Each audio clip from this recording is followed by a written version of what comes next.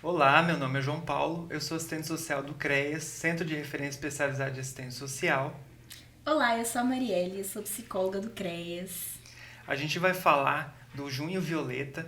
É um mês muito importante para a pessoa idosa. Por quê? No dia 15 de junho tem-se o Dia Mundial de Conscientização contra a Violência à Pessoa Idosa.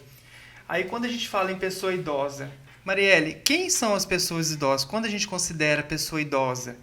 Então, João, segundo a OMS, a gente entende como pessoa idosa a pessoa que está ali a partir dos 60 anos de idade. Certo. A gente tem a pessoa idosa como um patrimônio da nossa família, né?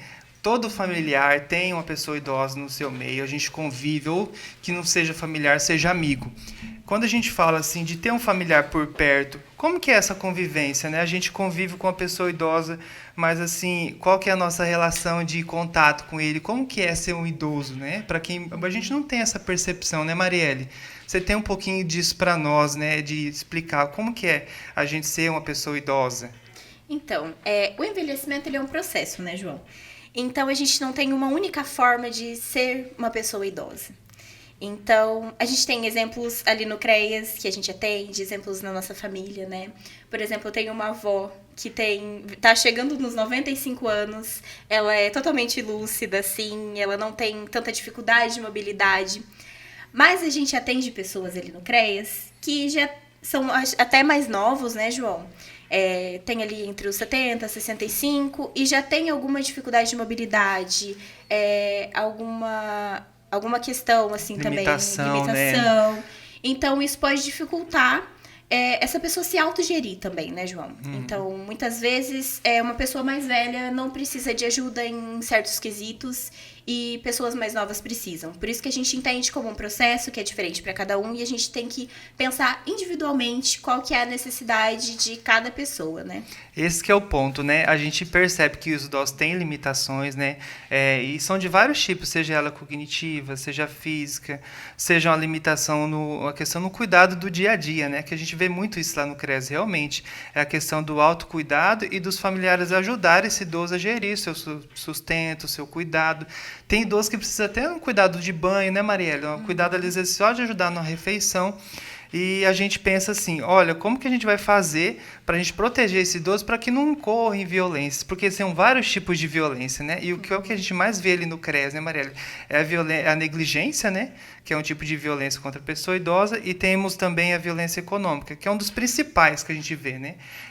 Qual que é a diferenciação assim, deles para a gente poder entender melhor? Então, o que a gente entende como negligência, né, João? Quando a gente tem é, a recusa ou a omissão dos cuidados. Então, quando a gente pensa que existe um idoso que necessita, como você comentou, de banhos, de um cuidado com a alimentação, que ele não consegue se autogerir ali, ele precisa de alguém que esteja ali do lado dele, não consegue, tem dificuldade de locomoção também, não consegue se locomover dentro da própria casa, muitas vezes, ou fazer o mercado, fazer uma compra, né? Então, quando não tem ninguém responsável por essa pessoa idosa que não consegue se autogerir, a gente pode entender como negligência, né, João? Ou até tem um familiar ali que não ajuda, né? Seria esse o caso, né? E a violência econômica é quando a gente tem a questão do benefício, a maioria dos idosos são aposentados, né? Ou tem o benefício que a gente fala que é o BPC-Loas, popularmente conhecido, né? E os familiares às vezes usam desse benefício tirando o dinheiro do idoso. Né, que o dinheiro é para ele, certo? Que às vezes ele tem a despesa da casa, tem a questão do cuidado com medicação, com compras de mercado, só que às vezes os familiares acabam tirando esse benefício deles, né?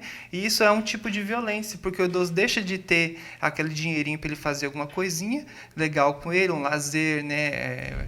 Curtir alguma coisa de interesse relevante para o idoso e esse dinheiro é preso, retido às vezes por algum familiar que acaba deixando ele vulnerável, né? E a gente pensa muitas vezes assim, as pessoas pensam o idoso como uma pessoa que já não detém mais direitos, né? Então, eu posso fazer o empréstimo no nome dessa pessoa que eu estou cuidando, né? E deixar de que essa pessoa tenha essa liberdade com o próprio dinheiro. Então, às vezes precisa de um medicamento, de uma coisa aí para deixar a vida dele mais confortável, que ela poderia usar o dinheiro dela, né? Mas às vezes tem essa limitação por essa condição das pessoas que estão ali junto, estão auxiliando, reter esse dinheiro dessa forma, né? Tem vários tipos de violência, né? É algo assim que a gente vê muito, a violência física, enfim. Estatisticamente falando, há muitos casos de violência, né, Marielle? É importante você falar isso, que a gente tem um dado do Disque 100 de 2022. Olha só, recente. Que falou das denúncias de violência contra a pessoa idosa, da violação de direitos, né, contra a pessoa idosa, de janeiro até junho de 2022. Então, um período bem curto de tempo. Então, a gente foram notificados 35 mil casos no Brasil. Nossa. Só nesse curto período de tempo. Então, o que a gente pode ver também mais específico dentro desses 35 mil casos? 85% desses casos de notificação de suspeita de violência, de violação de direitos contra a pessoa idosa, acontecem onde o idoso reside, onde a pessoa idosa reside.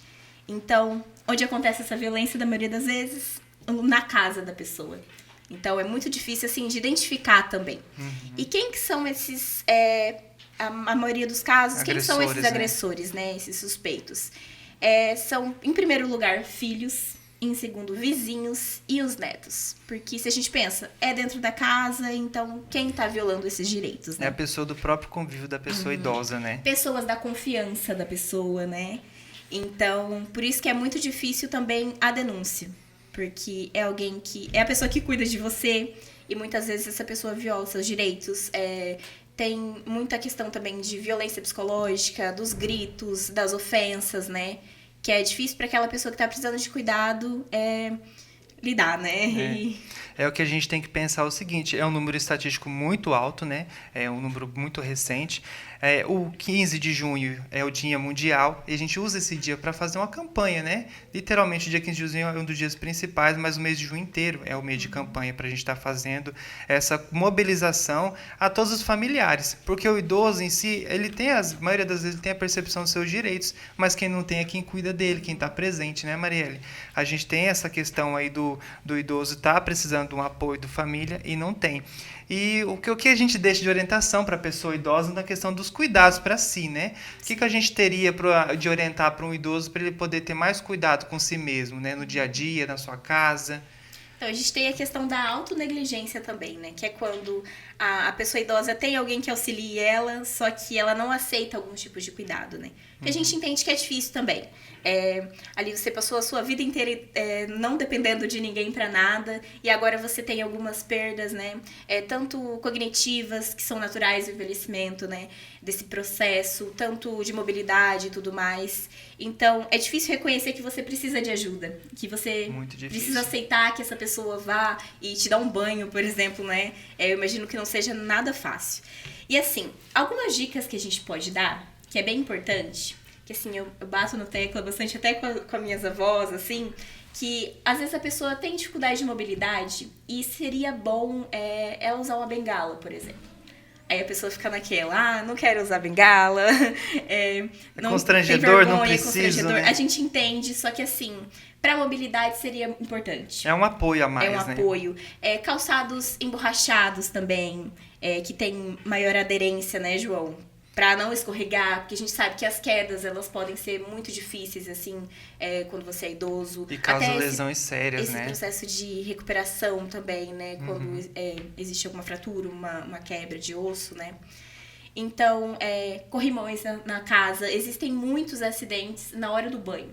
Então, a gente acha que tá tranquilo, mas a gente tá lidando ali com sabonete, água, então é um local de risco. Então, ter um corrimão ali no banheiro, na hora do banho, ou ter uma cadeira... Um tapete emborrachado, né, pra auxiliar. Emborrachado, ajuda muito. Então, isso tudo que a gente tá falando são coisas pra prevenir acidentes, né? Então, o que mais, João? Estar com o telefone próximo é sempre importante. Porque se você precisa de ajuda, se é uma pessoa idosa ali, às vezes nem todo idoso mora com alguém, às vezes mora sozinho, né? Então, tem um telefone ali, com o número das pessoas que você pode ligar para pedir ajuda. Aquela pessoa que sempre pode estar contando também, né? Um número fácil para estar ligando. Ou até mesmo ligar para algum tipo de atendimento ao público, né? A polícia militar, se for o caso, ou ligar para o hospital, para ambulância. Tem que ter uns contatos de emergência, né? Realmente, ainda mais quando o idoso mora sozinho. É algo muito importante a gente tá orientando esses idosos. Marielle, quando a gente fala de violência, a gente fala literalmente de denúncia. Teve uma estatística muito grande de denúncia, e isso é um ponto positivo, né? Denunciou, houve muita denúncia, mas por outro lado também houve também a proteção dessas pessoas que foram vítimas de violência, que foram denunciadas esse tipo de violência, e teve o atendimento para eles. O que a gente deixa de orientação para que a gente também tenha esse ano um número de denúncias para a gente poder ajudar quem está sofrendo denúncia, né? Quais são os canais de denúncia que a gente tem atualmente?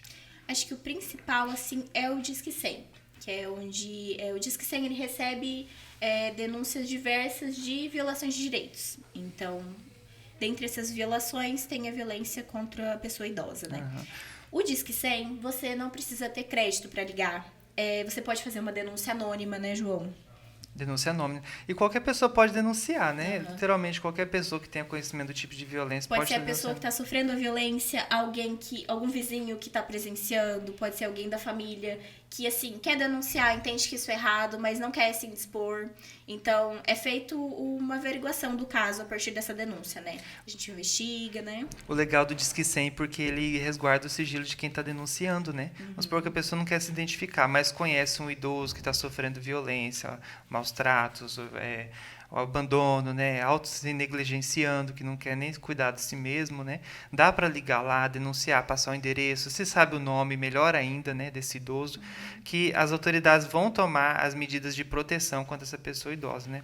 Então, assim, esse mês de junho é literalmente uma campanha, né, de conscientização mesmo da pessoa idosa e familiares, né? Pra gente falar sobre esse assunto e trazer à tona, né? Porque as pessoas, elas têm que entender que algumas coisas são crime, que existem essas violações de direitos. E falando sobre assunto, é mais fácil de denunciar e da gente intervir também, entender o que está acontecendo com aquela pessoa, que a gente precisa conhecer o caso, fazer uma avaliação individual do qual é a necessidade daquela família para poder intervir, né, João? Inclusive está lá no Estatuto do Idoso, né, Marielle? É dever da família, da sociedade em geral, né, e do poder público zelar pelos cuidados e proteção da pessoa idosa, né? Sim. Então deixa aqui, né, nosso feedback hoje da questão da gente proteger a pessoa idosa e zelar por seu cuidado e denunciar os casos de violência.